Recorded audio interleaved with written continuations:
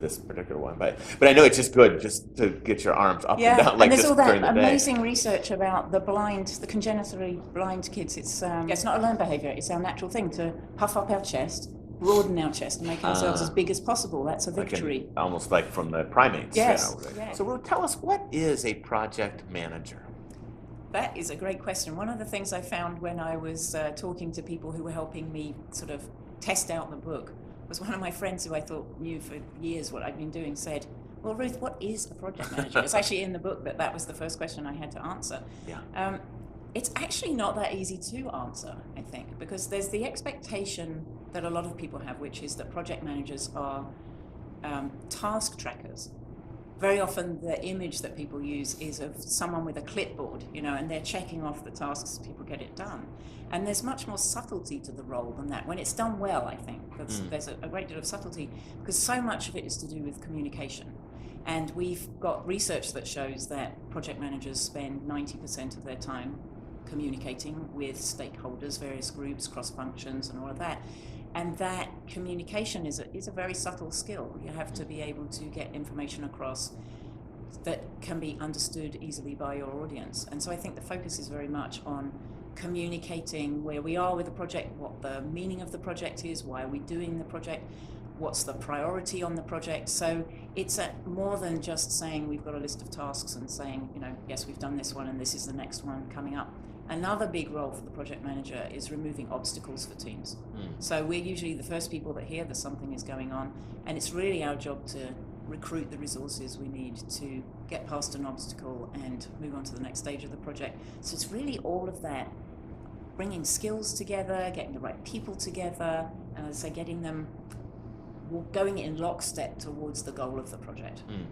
Well, and you've done something that nobody else has done before, which is to bring these character strengths, these universal qualities in all of us into project management, very seamlessly integrated throughout, and I mean enough for an entire book.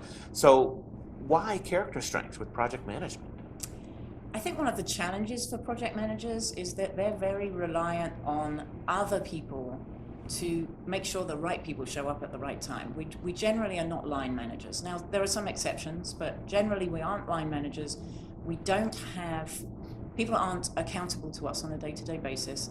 We're not generally part of the kind of review process and all of that kind of thing. Not that I necessarily particularly like personnel reviews, but we're not part of that process.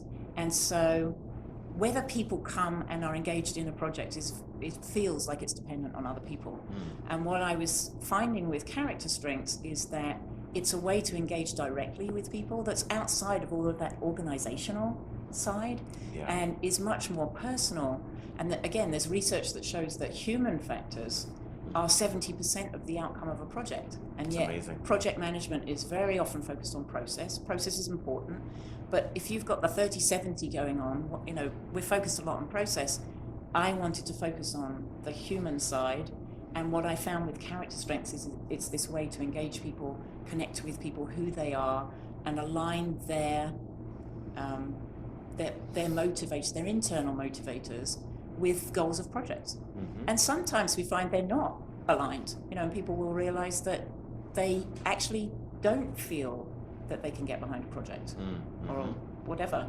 It's good to know that too. It's not all positive. It's not a magic bullet. So I've just found character strengths to be really easy to use, very easy to understand, very simple to communicate to other people, and just so effective in getting people to coalesce into a team that can work well together. Yeah. And then when do you bring in sort of teammate strength spotting or strengths use, that kind of thing with one another? I think it depends very much on the project manager's circumstances and their level of bravery. My motto is always to be hopeful, be strong, be brave, be curious, because there are times where to move it along and really benefit the team, we may have to step out of our comfort zone and do something. The number of times I've had to stand up and say, okay, we're going to try something today that you may think is completely weird and hokey, but we're going to do it anyway. And very often my teams have gone, oh, you're on a course, aren't you? You're learning something else and you're trying it on us. And what I've done is started out with a small group on the team, usually the direct reports for me, and said, we're going to try this assessment. See what you think. Take the survey and we'll have a discussion about it. And then we practice in that smaller group. And typically it catches on. So then when we have the discussion about, okay, how do we take it to the rest of the team, people are full of ideas. But if they're going to be reluctant to take it further out, they don't feel that the team is ready, it can be pretty hard on your own. But that's not been my experience. My experience has been when you pull people into it, give them the experience of it, then they want to share it because it feels good. So the book is written with a sample project manager going through. So it's Maggie, who's the project manager. And I think the theme is really demonstrating how it doesn't take that much to bring this stuff to a team. If I was to say that, okay, you're a project manager and I expect you to go to your team and bring character strengths, that sounds daunting. First of all, a lot of people don't know what I mean by character strengths, and the idea of getting a team to do something seems really a very daunting task. But what the book shows is she does it little by little, bit by bit. She starts with her own, she brings those into the room, she's very thoughtful about how she's going to connect with her team, she adapts. In the moment she decides some decisions she'd made weren't that great, so she goes in a different direction, and she just builds up slowly from there. And I think that's really the thing. Nothing's a rush. You don't have to do anything overnight. It took, with one team that I did this with, it took us 6 months to implement everything. So, and you just make incremental progress. And like everything else, a 1% positive change each day adds up really quickly. The Maggie case study throughout the book and throughout each chapter was really helpful to see those shifts and to see her applications, and that was really powerful. You also have an interesting finding, kind of a new finding around social intelligence. Tell us what is it that you found social intelligence and project management? It's interesting. So especially as I said before, the Project Management Institute says that we spend 90% of our time as project managers communicating. That's actually a statistic from Andy Crow. 90%, okay. Andy Crow did some research on that. And so I have to say I made some pretty bold assumptions about what strengths would show up if I was to survey project managers. So I started asking project managers to take the character strength survey, and share the results with me.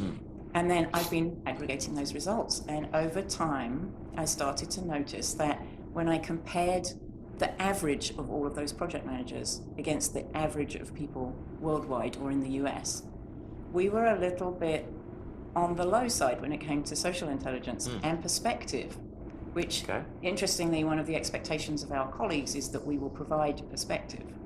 So maybe say a little bit about how each of those are defined, and how they're different, social intelligence and perspective. So social intelligence, I've been defining that as the way we interact with other people, being sensitive to other people's moods, and also how they receive information. I think that is social intelligence when you're communicating all the time. There's no point in me sending you an email if you don't read very well, for example. So that's social intelligence, being sensitive to other people's needs and sensitive to your interaction with them and being sort of adaptable with them in terms of how you interact.